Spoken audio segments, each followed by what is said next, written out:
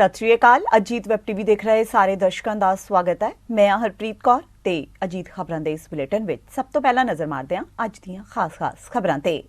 संयुक्त किसान मोर्चा ने कहा 29 नवंबर को संसद तक होगा ट्रैक्टर मार्च। भाजपा पंजाब के बुलारे भूपेश अग्रवाल वालों किसानों बारे दिता गया विवादित बयान। राजिंदर कौर भट्टल ने कहा पूरे भारत का सारी दुनिया में नरेंद्र मोदी ने सिर झुका दिता। मनजिंदर सिंह सिरसा ने की मंग, कहा कंगना तो वापस लिया जाए पद्मश्री अवार्ड। ते राजस्थान मंत्रिमंडल विच होया फेरबदल, 15 नवे मंत्री शामिल। ते हुणे ना खास खबरों का विस्तार ते कुछ होर अहम खबरां। प्रधानमंत्री नरेंद्र मोदी वालों खेती कानून वापस लैण तो बाद अज संयुक्त किसान मोर्चे ने अपनी अगली रणनीति का ऐलान किया है। इस बारे अज सिंघू बॉर्डर ते किसान जथेबंदियां की मीटिंग हुई। किसान लीडर बलबीर सिंह राजेवाल ने कहा कि मीटिंग में 3 खेती कानूनों को रद्द करने के फैसले ते चर्चा हुई है। उन्होंने कहा कि किसानों के जो प्रदर्शन पहला तय सन वो जारी रहणगे। किसानों वालों 22 नवंबर को किसान पंचायत की जाएगी। इस तरह दिल्ली दीयां हद्दां ते 26 ते 29 नवंबर का प्रोग्राम उवें ही किया जाएगा। उन्होंने कहा कि अगली मीटिंग 27 नवंबर को होगी, जिस विच 29 नवंबर के प्रोग्राम बारे चर्चा की जाएगी। राजेवाल ने कहा कि प्रधानमंत्री नरेंद्र मोदी को खुला पत्र लिखा जाएगा, जिस विच बाकी मंगां बारे गल करन लई कहा जाएगा। उन्होंने कहा कि पराली दे मुद्दे, लखीमपुर खीरी कांड ते किसानां खिलाफ केसां नूं रद्द करन बारे भी प्रधानमंत्री नूं लिखा जाएगा। उन्होंने कहा कि सारे राज्यां नूं खेती पैकेज दिता जाना चाहिए है। किसान लीडरां ने कहा कि जदों सरकार बुलावेगी तां वो जरूर जाणगे।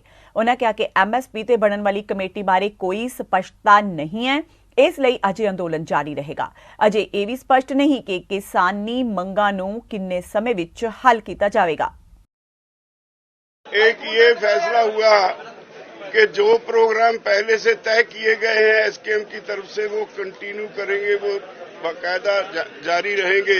22 को लखनऊ में किसान पंचायत होगी और 26 का प्रोग्राम सारे बॉर्डर्स पे हर जगह पे वो बड़ी गैदरिंग्स होंगी और 29 का वो जो पार्लियामेंट कूच है वो that stands as it is, वो अभी वैसे ही रहेगा।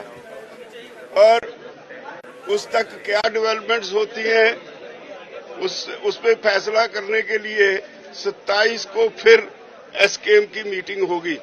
29 से पहले 27 तारीख को फिर एक मीटिंग होगी एसकेएम की। जो हालात उस वक्त तक बनेंगे उस पे फैसला लिया जाएगा।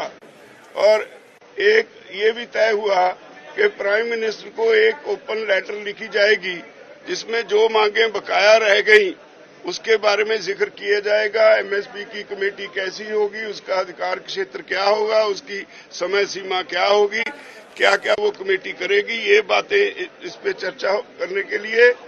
और जो बिजली शोध बिल 2020 उन्होंने हमसे वादा किया था, अभी तक पार्लियामेंट में पेश नहीं हुआ, उस पर भी चर्चा होगी, उसके बारे में भी लिखा जाएगा। और पराली वाला कानून जो है उसके बारे में भी लिखा जाएगा, जो अभी तक सारा पेंडिंग है। लखीमपुर खेड़ी कांड के बारे में भी लिखा जाएगा और जो मंत्री जी इन्वॉल्व हैं उस केस में उनको मंत्री पद से हटाने के लिए मांग करने के लिए भी लिखा जाएगा। प्रधानमंत्री नरेंद्र मोदी वालों 3 किसानी बिलों को वापस लैण का ऐलान बेशक कर दिता गया है, पर पंजाब के बीजेपी के आगू ते लीडरां वालों विवादित बयान किसानों के खिलाफ अजे भी दिते जा रहे हैं। नाभा पहुंचे बीजेपी पंजाब के बुलारे भूपेश अग्रवाल ने प्रेस नाल गल करदिआं कहा कि देश के प्रधानमंत्री वालों कानूनों को वापस लैण की गल कही गई है, पर किसान अजे भी दिल्ली के बॉर्डर ते डटे हुए हैं। भूपेश अग्रवाल ने कहा कि जो दिल्ली दीयां बरूहां ते किसान बैठे ने उन्हां दीयां दुकानदारियां बंद हो गई ने, क्योंकि विदेशों विचों जो किसानां नूं फंडिंग आउंदी सी ते ओ खुले खर्चे करते सन, ओ दुकानदारी किसानां दी बंद हो गई है। भूपेश अग्रवाल ने पाकिस्तान के प्रधानमंत्री नूं वड्डा भरा कहण ते नवजोत सिंह सिद्धू नूं देश धरोही का दर्जा दिता। जदों उन्हां नूं यह पूछा गया कि कैप्टन अमरिंदर सिंह भी पटियाला तो चोण लड़न के चाहवान ने, तां उन्हां कहा कि पार्टी ने वेखना है, पर मेरे पिता जी नूं शहीद कर दिता गया सी ते असीं शहीद परिवार विचों आउने आ ते इसलिए टिकट मैनूं ही मिलनी चाहिए है। जदों उन्होंने कंगना रनौत बारे पूछा गया तो उन्होंने कहा कि कंगना रनौत का बीजेपी नाल कोई लेना देना नहीं, जो भी कोई वो बयान देंदी है तो उसका निजी बयान हो सकता है। गुरपुरब वाले दिन ऐसा ऐतिहासिक फैसला लिया, मेरा ख्याल पूरे पंजाब दे विच तां है ही, पूरे देश दे विच एक खुशी की लहर दौड़ गई। एक दिन पहला ही करतारपुर का लांघा खोलिया और उस तो अगले दिन ये अपने जिहड़े तीनों कृषि कानून वापस लिते। उन्होंने ये भी कहा सी कि साडे असी बिल्कुल आत्मा दे नाल, पवित्र आत्मा दे नाल मैं कह रहा है कि ये कानून किसान, छोटे किसानों के हक दे विच सी, पर साडे किते समझाउण च गलती हो गई, जिहदे करके पंजाब दी अमन और शांति नूं देखदे होए, पंजाब दे भाईचारे नूं देखदे होए, किसान भरावां दी अपनी भावना नूं देखदे होए, उन्होंने राजनीतिक स्वार्थ छड्ड के चाहे छोटे किसानों के हक च कानून सी वो वापस लिते। हुण थोड़ा प्रश्न है भी हजे भी उत्थे बॉर्डर ते किसान बैठे हैं। मैं अपने पटियाला ते भी मेरे कई चैनलों विच मेरी आपस दे विच असी रूबरू होए हैं, इक्को गल कही है कि हुण केवल बॉर्डर ते वो किसान बैठे हैं या उन्होंने रूप च लोग बैठे हैं जिहड़े जिन्हां नूं इस अपने कानून वापस लैण दा नुकसान होया, जिन्हां दी मैं ये गल डरदे होए बिल्कुल निडरता दे नाल कह सकदा है केवल वो लोग बैठे हैं जिन्हां दीयां दुकानदारियां बंद हो गई। नाभा विखे उगे समाज सेवी सुभाष गाबा दे अंतिम अरदास मौके पहुंची पंजाब दी साबका मुख मंत्री रजिंदर कौर पट्ठल ने साबका मुख मंत्री कैप्टन अमरिंदर सिंह ते प्रधानमंत्री नरेंद्र मोदी ते तिखे वार कीते। बीबी पट्ठल ने कैप्टन ते वार करदिआं कहा कि कैप्टन अमरिंदर सिंह तां शुरू तो ही बीजेपी नाल मिलिया होया सी। जदों असीं ईवीएम मशीनां संबंधी राष्ट्रपति कोल मिलन जाना सी तां कैप्टन वल्लों उदों ना कर दित्ती गई सी। उन्होंने कहा कि ईवीएम मशीनां ठीक ने, सानू उदों ही शक पै गया सी कि कैप्टन बीजेपी नाल मिलिया होया है। कैप्टन वल्लों तां बीएसएफ 50 किलोमीटर दे दायरे नूं वधाउण ते भी उन्हां दे हक विच हामी भरी गई सी।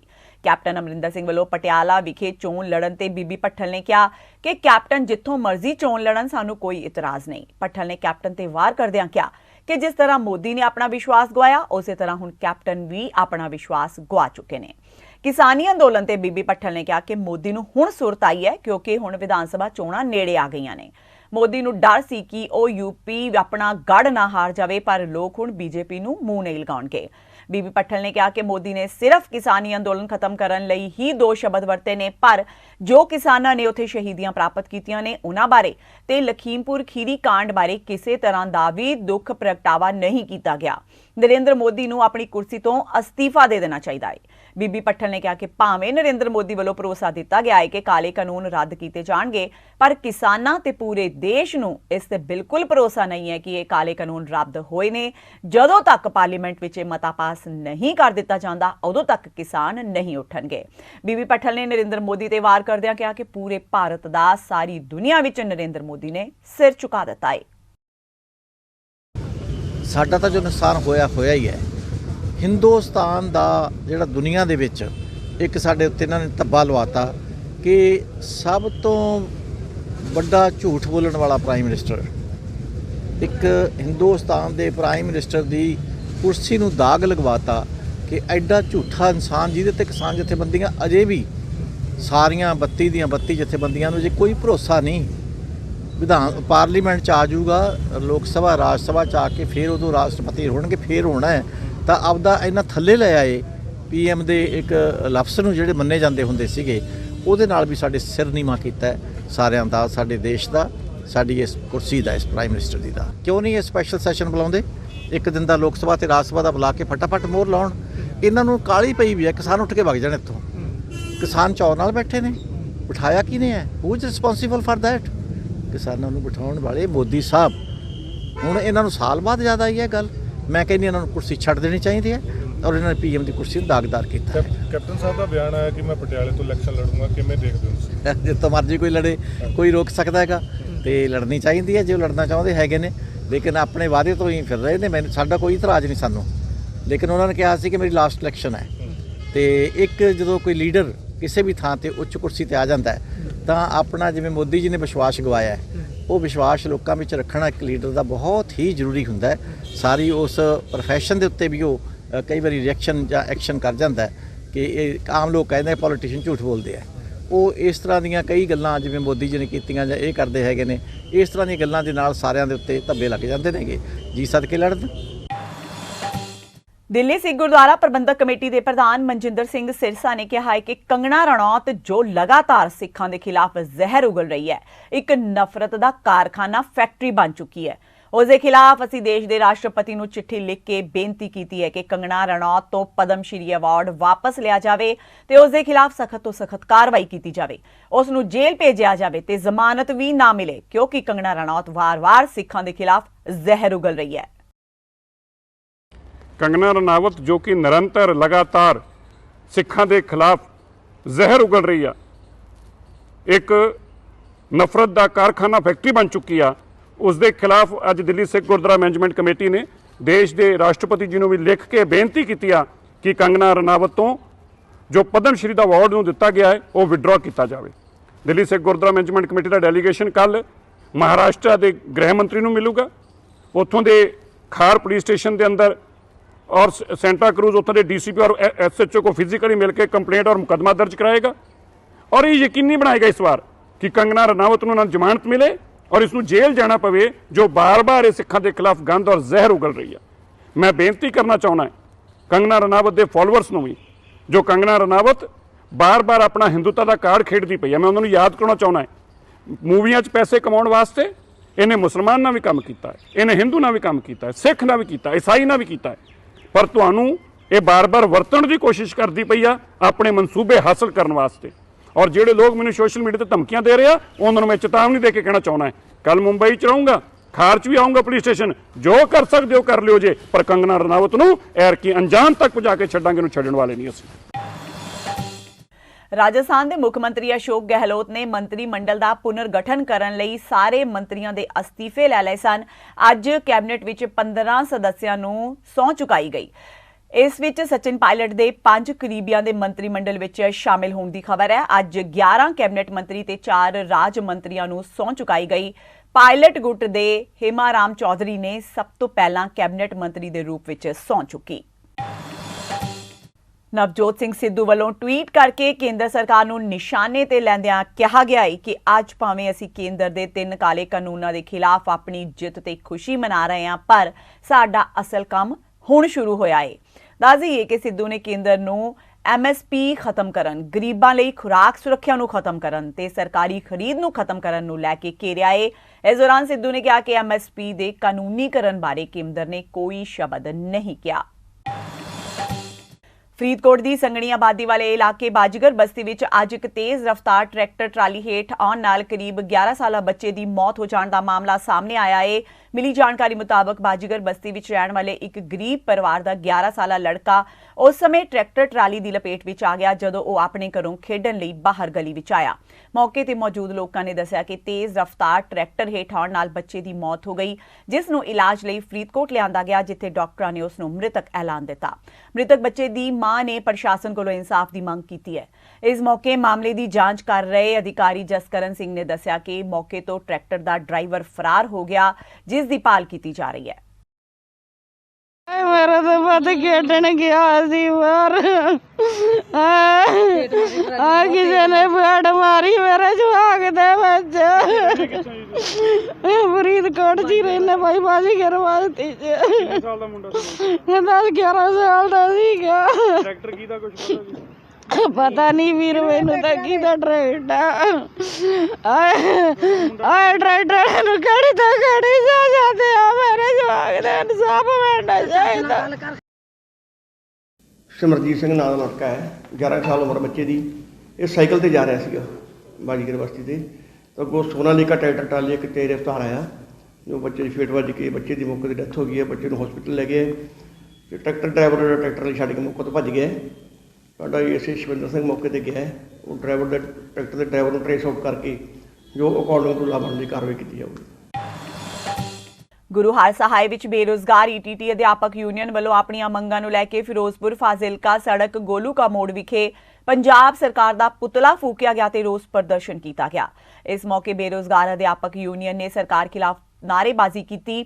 ਅਧਿਆਪਕ ਆਗੂਆਂ ਨੇ ਆਪਣੀਆਂ 2364 ਅਸਾਮੀਆਂ ਸਮੇਤ 6635 ਅਸਾਮੀਆਂ ਨੂੰ ਤੁਰੰਤ ਪੂਰਾ ਕਰਨ ਦੀ ਆਵਾਜ਼ ਚੁੱਕੀ ਤੇ ਰੋਸ ਜ਼ਾਹਰ ਕਰਦਿਆਂ ਕਿਹਾ ਕਿ ਸਰਕਾਰ ਸਿਰਫ ਫੋਕੇ ਲਾਰੇ ਲਾ ਕੇ ਟਾਈਮ ਪਾਸ ਕਰ ਰਹੀ ਹੈ। 4.5 ਸਾਲ ਹੋ ਗਏ ਅਸੀਂ ਕਾਫੀ ਲੰਬੇ ਤੋਂ ਸੰਘਰਸ਼ ਕਰ ਰਹੇ ਹਾਂ, ਲੰਬਾ ਸਮਾਂ। ਜਦੋਂ ਸਾਡੀ 2364 ਪੋਸਟਾਂ ਆਈਆਂ ਸੀ ਉਸ ਟਾਈਮ ਵੀ ਅਸੀਂ 210 ਦਿਨ ਅਸੀਂ ਸੰਗਰੂਰ ਟੈਂਕੀ ਤੇ ਸਾਡੇ 5 ਸਾਥੀ ਰਹੇ ਸੀਗੇ। 2364 ਪੋਸਟਾਂ ਤੋਂ ਬਾਅਦ ਅੱਜ 11 ਮਹੀਨੇ ਹੋ ਗਏ, 2364 ਵੀ ਪੋਸਟਾਂ ਨਹੀਂ ਪੂਰੀਆਂ ਹੋਈਆਂ। ਉਸ ਤੋਂ ਬਾਅਦ ਅਸੀਂ 135 ਦਿਨ ਸਾਡਾ ਸੁਰਿੰਦਰਪਾਲ ਗੁਰਦਾਸਪੁਰ ਤੋਂ ਉਹ 135 ਦਿਨ ਦਾ ਟਾਵਰ ਤੇ ਬੈਠਾ ਰਿਹਾ। 435 ਪੋਸਟਾਂ ਲਈਆਂ। ਉਹ ਅੱਜ ਲਗਭਗ 3 ਮਹੀਨੇ ਤੋਂ 4 ਮਹੀਨੇ ਹੋ ਗਏ ਨੇ, ਸਾਡੇ ਅੱਜ ਉਹ ਪੋਸਟਾਂ ਪੂਰੀਆਂ ਨਹੀਂ ਹੋ ਰਹੀਆਂ। ਸਾਡੀ ਇਹੀ ਮੰਗ ਹੈ, ਸਾਡੀ ਜਿਹੜੀ 2364 ਔਰ 435 ਜਿਹੜੀ ਭਰਤੀ ਹੈ ਜਲਦ ਤੋਂ ਜਲਦ ਭਰਤੀ ਕੀਤੀ ਜਾਵੇ। ਜਲਦੀ ਨੋਟੀਫਿਕੇਸ਼ਨ ਆ ਰਿਹਾ, ਕਹਿੰਦੇ ਨੇ ਵੀ ਚੋਣ ਜਾਬਤਾ ਲੱਗ ਰਿਹਾ। ਅਸੀਂ ਸਰਕਾਰ ਤੋਂ ਇਹੀ ਮੰਗ ਕਰਦੇ ਹਾਂ ਵੀ ਸਾਡੀਆਂ ਪੋਸਟਾਂ ਜਲਦੀ ਤੋਂ ਜਲਦੀ ਭਰਤੀ ਕੀਤੀ ਜਾਣ। ਪੰਜਾਬ ਚੋਣਾਂ ਦੇ ਮੱਦੇਨਜ਼ਰ ਆਮ ਆਦਮੀ ਪਾਰਟੀ ਨੇ ਤਿਆਰੀ ਸ਼ੁਰੂ ਕਰ ਦਿੱਤੀ ਹੈ। ਆਪ ਦੇ ਕੌਮੀ ਕਨਵੀਨਰ ਤੇ ਦਿੱਲੀ ਦੇ ਮੁੱਖ ਮੰਤਰੀ ਅਰਵਿੰਦ ਕੇਜਰੀਵਾਲ 22 ਨਵੰਬਰ ਯਾਨੀ ਕਿ ਕੱਲ ਤੋਂ ਸੂਬੇ ਵਿੱਚ ਮਿਸ਼ਨ ਪੰਜਾਬ ਦੀ ਸ਼ੁਰੂਆਤ ਕਰਨਗੇ। ਸੂਤਰਾਂ ਮੁਤਾਬਕ ਕੇਜਰੀਵਾਲ 2 ਦਿਨਾਂ ਦੌਰੇ ਤੇ ਪੰਜਾਬ ਆ ਰਹੇ ਨੇ। ਕੇਜਰੀਵਾਲ ਕੱਲ ਹਵਾਈ ਜਹਾਜ਼ ਰਾਹੀਂ ਅੰਮ੍ਰਿਤਸਰ ਪਹੁੰਚਣਗੇ। ਇਤੋਂ ਬਾਅਦ ਦੁਪਹਿਰ ਮੋਗਾ ਪਹੁੰਚਣਗੇ। ਮੋਗਾ ਵਿੱਚ ਔਰਤਾਂ ਨਾਲ ਵਿਚਾਰ ਚਰਚਾ ਹੋਵੇਗੀ। ਉਹ 23 ਨਵੰਬਰ ਨੂੰ ਅੰਮ੍ਰਿਤਸਰ ਵਿੱਚ ਵਪਾਰੀਆਂ ਨਾਲ ਵਿਚਾਰ ਚਰਚਾ ਕਰਨਗੇ। ਦੱਸ ਦਈਏ ਕਿ ਕੇਜਰੀਵਾਲ ਦੇ ਪੰਜਾਬ ਦੌਰੇ ਦਾ ਕਈ ਵਾਰ ਐਲਾਨ ਹੋਇਆ ਪਰ ਲਗਾਤਾਰ ਉਹ ਮੁਲਤਵੀ ਹੋ ਰਿਹਾ ਹੈ। ਪਾਰਟੀ ਸੂਤਰਾਂ ਮੁਤਾਬਕ ਅਰਵਿੰਦ ਕੇਜਰੀਵਾਲ 22 ਨਵੰਬਰ ਨੂੰ ਮਿਸ਼ਨ ਪੰਜਾਬ ਦੀ ਸ਼ੁਰੂਆਤ ਕਰਨਗੇ। ਪਾਰਟੀ ਦਾ ਦਾਅਵਾ ਹੈ ਕਿ ਸੂਬੇ ਵਿੱਚ ਆਮ ਆਦਮੀ ਪਾਰਟੀ ਸ਼ਹਿਰ ਤੋਂ ਲੈ ਕੇ ਪਿੰਡ ਤੱਕ ਤੂਫਾਨੀ ਪ੍ਰਚਾਰ ਕਰੇਗੀ ਤਾਂ ਜੋ ਆਉਂਦੀਆਂ ਵਿਧਾਨ ਸਭਾ ਚੋਣਾਂ ਵਿੱਚ ਪੰਜਾਬ ਨੂੰ ਹੱਸਦਾ ਵਸਦਾ ਪੰਜਾਬ ਬਣਾਉਣ ਦੇ ਯਤਨ ਕੀਤੇ ਜਾ ਸਕਣ। ਦੱਸ ਦਈਏ ਕਿ ਪੰਜਾਬ ਵਿਧਾਨ ਸਭਾ ਚੋਣਾਂ ਕਰਕੇ ਕੇਜਰੀਵਾਲ ਨੇ ਪੰਜਾਬ ਵਿੱਚ ਸਰਗਰਮੀ ਵਧਾ ਦਿੱਤੀ ਹੈ। ਉਹ ਸੂਬੇ ਦੇ ਮਸ਼ਹੂਰ ਚਿਹਰਿਆਂ ਨੂੰ ਪਾਰਟੀ ਵਿੱਚ ਲਿਆ ਕੇ ਪੰਜਾਬ ਦਾ ਮੈਦਾਨ ਫਤਿਹ ਕਰਨਾ ਚਾਹੁੰਦੇ ਨੇ।